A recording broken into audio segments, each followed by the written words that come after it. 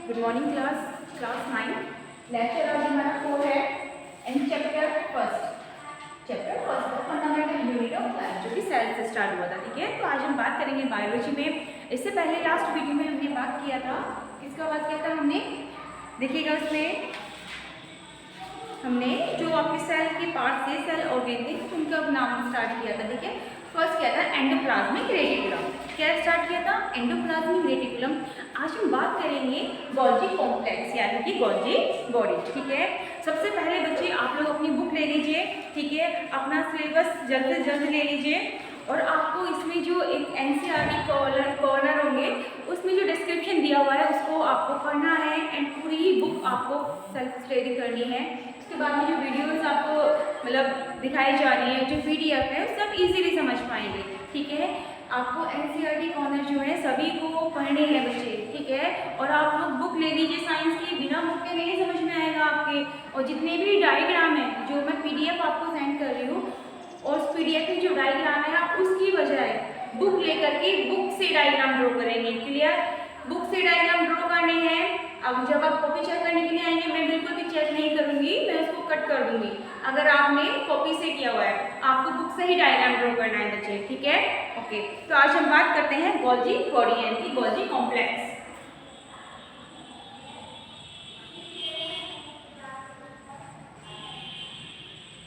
Golgi complex, जो Golgi complex था उसको फर्स्ट टाइम जो डिस्कवर किया था वो किया था पर कैमिलो गोल्जी ने 1898 में। कैमिलो गोल्जी ने, ठीक है, जो डिस्कवर किया था, डिस्कवर बाय कैमिलो गोल्जी ने 1898 में इसको डिस्कवर किया था। ठीक है बेटा, इसके बाद में देखिएगा इसको बहुत सारे नामों से भी जाना जाता है, जिसके डिक्टियोसोम। ठीक है, डिक्टियोसोम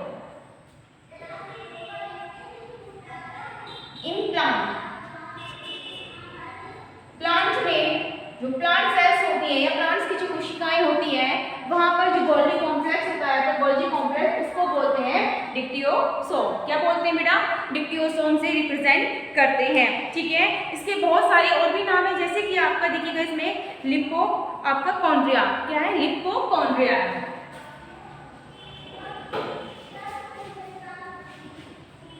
लिपोकॉन्ड्रिया भी इसको बोलते हैं। क्लियर हुआ? अब देखिएगा ये जो उसकी पोजीशन होती है प्लांट सेल में वो कैसी होती है। ठीक है, जो गोल्जी कॉम्प्लेक्स होता है, it is located in nucleus. ये न्यूक्लियस के पास में पाया जाता है। जो गोल्जी कॉम्प्लेक्स होता है ये न्यूक्लियस के पास पाया जाता है। ठीक है, the cytoplasm surrounding Golgi body have few और नो अदर ऑर्गेनिज्म। ये देखिएगा जो आपका गोल्जी कॉम्प्लेक्स होता है, जो आपका एंडोप्लाज्म, जो प्लांट सेल्स प्लांट सेल्स के अंदर जो साइटोप्लाज्म था, ठीक है, उसी के अंदर ही क्या होते हैं, सारे सेल्स के जो ये पार्ट्स हैं, जो ऑर्गन है, वो प्रेजेंट होते हैं। इसीलिए जो गोल्जी कॉम्प्लेक्स होता है ये भी साइटोप्लाज्म में प्रेजेंट होता है एंड लोकेटेड होता है। किसके निकट होता है? न्यूक्लियस के निकट होता है। क्लियर हो गया बच्चे? ठीक है ना। अब देखिएगा इसमें Golgi is a single complex. ठीक है, जो गोल्जी है ये सिंगल लेयर्ड होते हैं। कैसे होते हैं? सिंगल लेयर होते हैं। ठीक है बेटा, अब देखिएगा इसमें आपका जो इसकी स्ट्रक्चर होती है, इनके 4 टाइप्स के कंटेंट होते हैं। कितने टाइप्स के कंटेंट होते हैं इसमें? 4 टाइप के कंटेंट होते हैं इसमें गोल्जी कॉम्प्लेक्स में। ठीक है बेटा, अब देखिएगा इसमें सिंगल सेल्स होते हैं जो गोल्जी बॉडी होती है, लोकेटेड होती है न्यूक्लियस के चारों ओर पाई, मतलब सराउंडेड पाई जाती है, चारों ओर पाई जाती है, उसके नियर पाई जाती है। साइटोप्लाज्म में पाई जाती है इन प्लांट सेल। ठीक है, जो गोल्जी कॉम्प्लेक्स होते हैं इनको डिक्टियोसोम भी बोलते हैं, इन प्लोहेन एंड आपका लिपोकॉन्ड्रिया भी बोला जाता है। ठीक है, अब देखिएगा इसमें जो इनकी स्ट्रक्चर है, इनकी जो स्ट्रक्चर है बेटा देखिएगा उसको 4 टाइप्स में मतलब डिवाइड करके बांटा गया है। ठीक है, फर्स्ट देखिएगा आपका सिस्टेनियन, सेकंड है इसमें आपका ट्यूब्यूल एंड थर्ड आपका वैक्यूल्स एंड फोर्थ इज आपका वेसल्स। ठीक है, देखिएगा आपको ये याद रखनी है, जो ये होते हैं गोल्जी कॉम्प्लेक्स होते हैं, ये सिंगल लेयर होते हैं। कैसे होते हैं? सिंगल लेयर होते हैं। अब हम बात करते हैं इसके स्ट्रक्चर्स की। ठीक है, जो सिस्टेनियन कैसी है सिस्टर्न ये देखिएगा, there are long flattened and unbranched आपका sequence and 4 to 8 circles are arrange in the stud. ठीक है, ये 4 to 8 मतलब लाइंस जो है प्रेजेंट होती हैं जिनको बोलते हैं सिस्टर्न ये। क्या बोलते हैं बेटा? सिस्टर्न ये फ्लैटेड होती है एंड जैसे लॉन्ग ट्यूब्यूल जैसी संरचनाएं होती हैं इनको बोलते हैं सिस्टर्न। क्लियर हो गया? ठीक है, 4 to 8 लाइंस में होती है, फ्लैटेड होती है, लॉन्ग ट्यूब्यूल शेप होती है। ठीक है, जो कि कोशिका का बाहरी आवरण बनाती है, इसको बोलते हैं सिस्टर्न इन गोल्जी कॉम्प्लेक्स या गोल्जी बॉडी। क्लियर हो गया? अब दूसरा देखिएगा ट्यूब्यूल। दूसरा देखिएगा ट्यूब्यूल्स, इसमें है there are branched and irregular tube like structure associated with cistern. अब देखिए जितनी भी इर्रेगुलर यानी कि इर्रेगुलर अनब्रांचेड, ठीक है सॉरी ब्रांचेड जो स्ट्रक्चर्स होती हैं वो आपका सिस्टर्न के चारों ओर जो ये सिस्टर्न जो ये आपको लाइक स्ट्रक्चर्स दिखाई दे रही है फ्लैटेड। ठीक है, ये क्या है? ट्यूब्यूल जैसी संरचनाएं। ठीक है, अब इसके पास में कुछ नई ट्यूब्यूल्स जैसी संरचनाएं क्या दिखाई देती हैं आपको, जो कैसी होती है? ब्रांचेड होती है, यानी कि इसकी जो ट्यूब्यूल्स थी इसी में से बहुत सारी शाखाएं और निकली हुई होती है। ठीक है, जिसको बोलते हैं ट्यूब्यूल्स। ये सिस्टर्न से ही जुड़ी हुई होती है। क्लियर हो गया? ठीक है, सिस्टर्न जो होती है ट्यूब लाइक स्ट्रक्चर्स होती हैं एंड जो ट्यूब्यूल्स होती हैं वो इन ट्यूब लाइक स्ट्रक्चर से ही जुड़ी हुई होती हैं जिनको आपका सिस्टर्न बोलते हैं। ठीक है, सिस्टर्न से ही ट्यूब लाइक स्ट्रक्चर जुड़ी हुई होती है। ओके, और ये कैसी होती है? शाखाओं में विभाजित होती है, ब्रांचेड होती है। ठीक है, अब हम बात करते हैं वैक्यूल्स यानी कि रिक्तिकाएं। ठीक है, जो वैक्यूल्स होते हैं। अब देखिएगा large spherical structure associate of tubule. अब यहाँ पे क्या है? कुछ अलग अलग आपके फूल जैसी संरचनाएं पाई जाती हैं जिनको हम बोलते हैं वैक्यूल्स। क्या बोलते हैं? वैक्यूल्स बोलते हैं। ठीक है, और ये पाई जाती है ट्यूब्यूल और सिस्टर्न के चारों ओर पाई जाती है। ठीक है, या इन आकृतियों के या बीच में या फिर चारों ओर रिक्तिकाएं पाई जाती हैं। दूसरी कंडीशन आती है आपकी, देखिए लास्ट वाली, वेसिकल्स। ठीक है, वेसिकल्स में क्या है? देखिएगा स्फेरिकल स्ट्रक्चर अराइज बाय आपका budding from tubule. Vessels are आपका फिल्ड विद आपका सिक्रेटेड मटेरियल। जो वेसल्स होते हैं जो आपका गोल्जी कॉम्प्लेक्स, मैंने कहा जैसे गोल्जी कॉम्प्लेक्स है, आपकी प्लांट सेल है, इन सभी के अंदर कुछ ना कुछ फ्लूइड प्रेजेंट होता है जिसको हम बोलते हैं प्लाज्म। सेल के अंदर था तो साइटोप्लाज्म। ठीक है, आपका मेम्ब्रेन के अंदर था तो प्रोटोप्लाज्म, ऐसे ही लिपिड्स के अंदर था तो न्यूक्लियोप्लाज्म। इसके अंदर जो वेसल्स होती हैं, वेसिकल्स होती हैं बेसिकली, इसके अंदर क्या प्रेजेंट होता है? इसके अंदर फ्लूइड प्रेजेंट होता है। ठीक है, जैसे कि फॉर एग्जांपल आपका ये क्योंकि सिक्रीट करती है प्रोटीन्स को एंड लिपिड्स को। क्लियर हो गया बच्चे? ठीक है, ये चारों कंडीशन आती है गोल्जी कॉम्प्लेक्स में। और इसका मेन फंक्शन क्या होता है? ठीक है, ये ट्रांसपोर्ट का काम करता है। इन मतलब ये जो होती है गोल्जी कॉम्प्लेक्स, ये सारी कैसी होती है? यूकैरियोटिक होती है। कैसी होती है बेटा? यूकैरियोटिक होती है। ठीक है, सिंगल लेयर होती है और इनका जो मेन फंक्शन होता है ट्रांसपोर्टेशन का काम करती है। किसका काम करती है? ट्रांसपोर्टेशन का काम करती है इन प्लांट सेल्स। ओके, देखिएगा इसमें it involve in cell secretion and act as storage, modification and condensation and packing membrane। ठीक है, देखिएगा ये क्या करती है? सेल मेम्ब्रेन होती है, वहाँ पर बहुत सारे आपका जो लिक्विड होता है, ये जो बॉल्स आपको दिखाई देंगे, यहाँ पर क्या करते हैं? ये बहुत सारे फ्लूइड को सिक्रीट करके स्टोर करती हैं। क्लियर हुआ? ठीक है, दूसरी एटिव फॉर्म है एक्रोसोम ऑफ स्पर्म। ठीक है, जो स्पर्म होते हैं एक्रोसोम उनकी फॉर्मेशन करती है या फिर उनकी फॉर्मेशन में हेल्प करती है, क्योंकि ये जो गोल्जी कॉम्प्लेक्स होते हैं ये निकट होते हैं न्यूक्लियोप्लाज्म के या फिर आपके न्यूक्लियस के निकट पाए जाते हैं। दूसरी चीज़ देखिएगा इसमें आपका it is the site of formation of Golgi lipids and Golgi protein.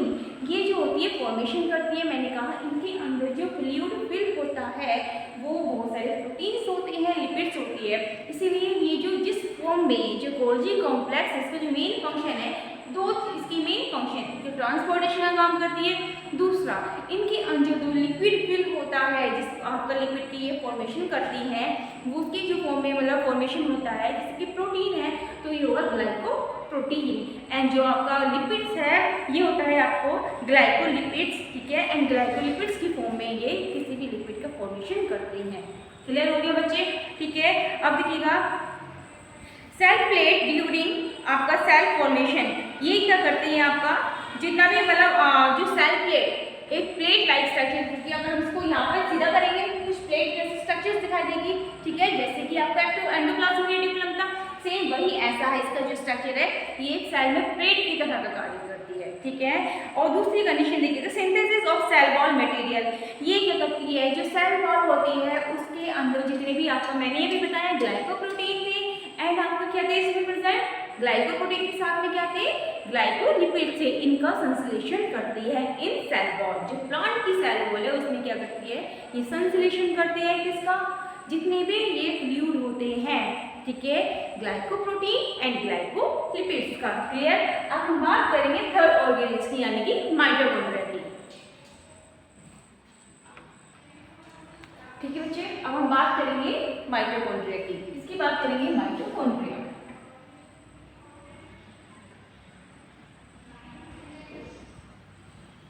अब हम माइटोकॉन्ड्रिया की बात करेंगे। देखिएगा जो माइटोकॉन्ड्रिया होती है इट इज रोड शेप, कैसे होती है ये, रोड शेप होती है। जो माइटोकॉन्ड्रिया होती है ये रोड शेप होते हैं और पाए जाते हैं जो सेल का फ्लूइड था, ठीक है, ये जो पाए जाते हैं माइटोकॉन्ड्रिया, मैंने से सभी जो सेल ऑर्गेनल तो आपको पता ही होना चाहिए कहाँ पर प्रेजेंट होते हैं, ये प्लांट सेल्स में, ठीक है, प्लांट सेल में जो साइटोप्लाज्म है वहाँ पर पाए जाते हैं। अब देखिएगा, लेकिन ये एब्सेंट होते हैं प्रोकैरियोटिक सेल में, absent is prokaryotic cell,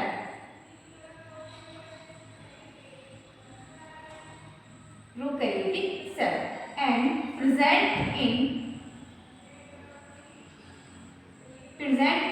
eukaryotic cells, present होते हैं तो यूकैरियोटिक सेल्स में एंड रोड शेप होती है, एब्सेंट होती है प्रोकैरियोटिक सेल्स में एंड प्रेजेंट, एब्सेंट होती है प्रोकैरियोटिक में एंड प्रेजेंट होती है यूकैरियोटिक में, एंड जो पाए जाते हैं वो साइटोप्लाज्म में, किसमें, साइटोप्लाज्म में पाए जाते हैं in plant cell, in plant cell. But जो एनिमल सेल्स होती हैं उनमें क्या होती हैं, जो माइटोकॉन्ड्रिया है वो एब्सेंट होती हैं, ठीक है। जो एनिमल सेल्स होती है माइटोकॉन्ड्रिया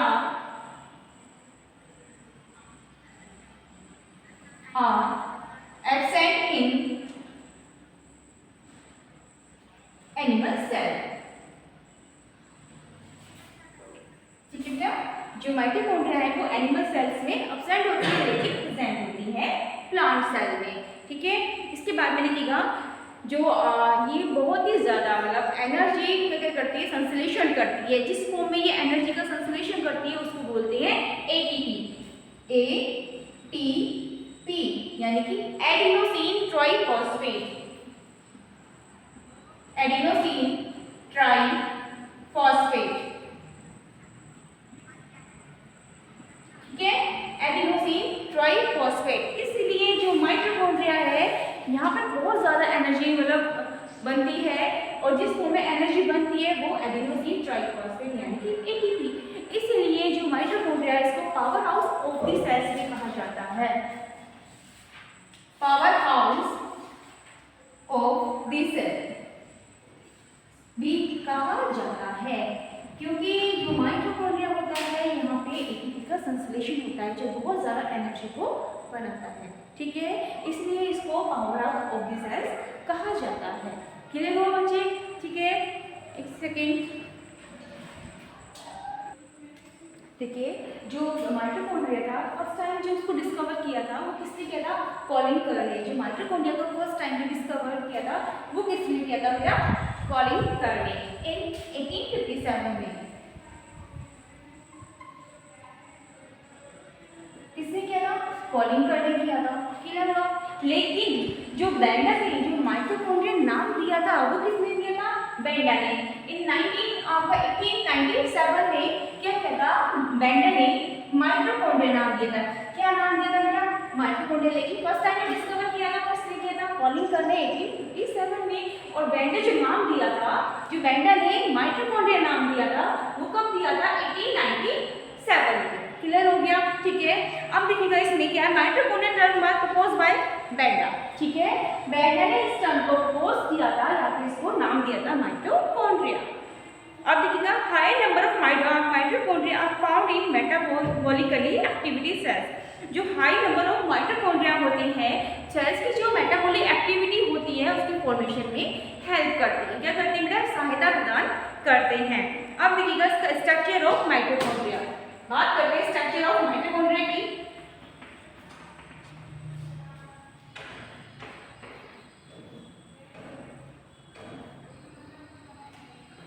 स्ट्रक्चर ऑफ माइटोकॉन्ड्रिया।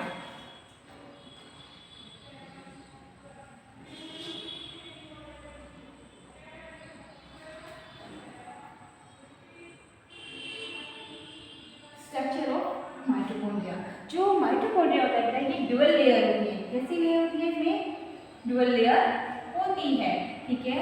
और ये रोड शेप में होते हैं, इनका जो शेप होता है वो रोड शेप होता है एंड थ्रेडेड होते हैं ये, एंड 2 लेयर से मिलकर के बनते हैं।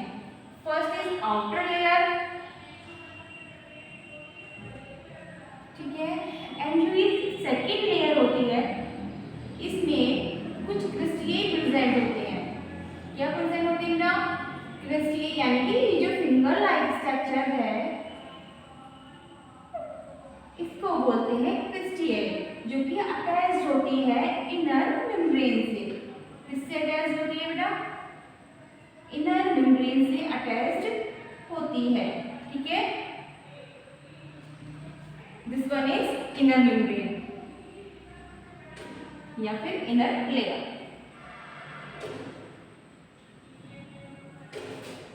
ठीक है, इनर लेयर। अब देखिएगा it is double bounded cell organelles the space between inner and outer membrane. अब देखिए इसके बीच में कुछ स्पेस प्रेजेंट है। ये जो आउटर एंड इनर मेम्ब्रेन थी इसके बीच में क्या प्रेजेंट है बेटा? कुछ फ्लूइड या कुछ स्पेस प्रेजेंट है। आउटर एंड इनर मेम्ब्रेन के जो बीच में स्पेस प्रेजेंट होता है इसको माइटोकॉन्ड्रियल स्पेस बोलते हैं। क्या बोलते हैं? माइटोकॉन्ड्रियल स्पेस बोलते हैं, ठीक है, माइटोकॉन्ड्रियल स्पेस बोलते हैं।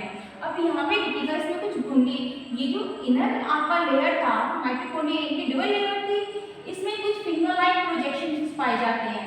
क्या पाए जाते हैं? फिंगर लाइक प्रोजेक्शंस पाए जाते हैं, फिंगर लाइक स्ट्रक्चर्स पाई जाती हैं। जब घुंडी नुमा होती है, जैसे घुंडी होती है ना, इस तरीके की स्ट्रक्चर्स होती हैं जिसको हम बोलते हैं, ये सभी में बनी हुई होती है, ठीक है, जिसको हम बोलते हैं F1 particles. F1 particles, F1 particles जो है ऑक्सीसोम का काम करते हैं। किसका काम करते हैं? ऑक्सीसोम का, ऑक्सीसोम का काम करते हैं बेटा ये, ठीक है। जो F1 यानी कि, और देखिएगा ये जो फिंगर लाइक स्ट्रक्चर्स है, ठीक है, जो इनर लेयर है, ये जो फिंगर लाइक स्ट्रक्चर्स होती है ये कैसी बेटा? जिगजैग पोजीशन में आपका फिंगर लाइक स्ट्रक्चर, इसको क्रिस्टियाई बोलते हैं। क्या बोलते हैं? क्रिस्टियाई, क्रिस्टियाई बोलते हैं। क्रिस्टियाई से जुड़े हुए कुछ घुंडी नुमा संरचनाएं होती हैं जिनको बोलते हैं F1 पार्टिकल्स, जो कि क्या करते हैं? ऑक्सीसोम का काम करते हैं। मतलब कहने का मतलब ये है, यानी कि जो मैंने बताया माइटोकॉन्ड्रिया को power house of the cells कहा जाता है। क्या कहा जाता है? Power house of the cell कहा जाता है। वो किसमें कहा जाता है? जो घुंडी नुमा स्ट्रक्चर्स आपको यानी कि F1 पार्टिकल्स दिखाई दे रहे हैं, यहाँ पर ही ATP का संश्लेषण होता है, ATP का संश्लेषण होता है, ठीक है। इसीलिए क्या कहते हैं? इसको power house of the cells कहते हैं। यहाँ पर सर्कुलर डीएनए प्रेजेंट होता है, जो माइटोकॉन्ड्रिया मतलब सेल्स होती है यहाँ पे डीएनए प्रेजेंट होता है। माइटोकॉन्ड्रिया के बीच में कुछ राइबोसोम्स की कण प्रेजेंट होती हैं, जो छोटी छोटी आपकी स्ट्रक्चर्स होती हैं, राउंड स्ट्रक्चर होती है, बहुत थिनी से पोर प्रेजेंट होते हैं। ये जो पोर है थिनी से पोर कहलाते हैं राइबोसोम, राइबोसोम, ठीक है। माइटोकॉन्ड्रिया में जो राइबोसोम्स पाए जाते हैं वो 70S राइबोसोम्स पाए जाते हैं। कैसे? 70S राइबोसोम पाए जाते हैं। क्लियर हो गया? ठीक है। अब देखिएगा इसमें जो मैंने कहा था जैसे कि सभी चीज़ों में फ्लूइड पाया जाता है। अब ये जो माइटोकॉन्ड्रिया है इसके अंदर जो फ्लूइड प्रेजेंट होता है उसको माइटोकॉन्ड्रियल फ्लूइड कहते हैं, यानी कि माइटोकॉन्ड्रियल प्लाज्मा कह सकते हैं या माइटोकॉन्ड्रियल फ्लूइड कहते हैं। माइटोकॉन्ड्रियल फ्लूइड कहते हैं, ठीक है। क्या कहते हैं बेटा? माइटोकॉन्ड्रियल फ्लूइड कहते हैं। ओके, ठीक है बेटा, इसको समझ में आया। देखिएगा जो इसको मैट्रिक्स भी बोल सकते हैं या फ्लूइड भी बोल सकते हैं, मैट्रिक्स भी बोल सकते हैं या फिर हम इसको फ्लूइड भी बोल सकते हैं, जिसमें बहुत सारे प्रोटीन्स, लिपिड, इन सब ये सब क्या इन सब की फॉर्मेशन होती है, ठीक है, इन माइटोकॉन्ड्रिया। जो माइटोकॉन्ड्रिया होती है ये कॉलिंग करने दिया था, डिस्कवर किया था, एंड जो बेंडा ने इन्होंने इसको नाम दिया था। ये रोड शेप होते हैं, कैसे होते हैं, रोड शेप होती है, ये प्रेजेंट होती है प्लांट सेल्स में, एब्सेंट होते हैं एनिमल सेल्स में, ठीक है, और ये रोड होते हैं। दूसरी बात जो उनके स्ट्रक्चर्स होता है वो कैसे हैं, ड्यूअल लेयर होते हैं, जिनको 2 पार्ट में डिवाइड किया गया है, आउटर एंड इनर। जो इसका आउटर वाला एंड इनर वाला पार्ट होता है उनके बीच में जो स्पेस प्रेजेंट होता है उसको माइटोकॉन्ड्रियल स्पेस कहते हैं। जो इनर मेम्ब्रेन होती है या इनर जो लेयर होती है उसके अंदर बेटा कुछ फिंगर लाइक प्रोजेक्शन पाया जाता है। जो फिंगर लाइक प्रोजेक्शन होता है उसको क्रिस्टल बोलती है, क्या बोलती है, क्रिस्टल, यानी कि संश्लेषण में ये हेल्प करती है सब चीजें, ठीक है। और इसके अंदर डीएनए प्रेजेंट होता है एंड राइबोसोम प्रेजेंट होते हैं। जो राइबोसोम प्रेजेंट होते हैं वो 70S की फॉर्म में प्रेजेंट होते हैं। इसके अंदर जो फ्लूइड प्रेजेंट होता है जिसके अंदर बहुत सारे मिनरल्स पाए जाते हैं, एल्कलाइंस पाए जाते हैं, ठीक है, वो उन सबको माइटोकॉन्ड्रियल फ्लूइड कहते हैं या फिर बोल सकते हैं मैट्रिक्स बोल सकते हैं।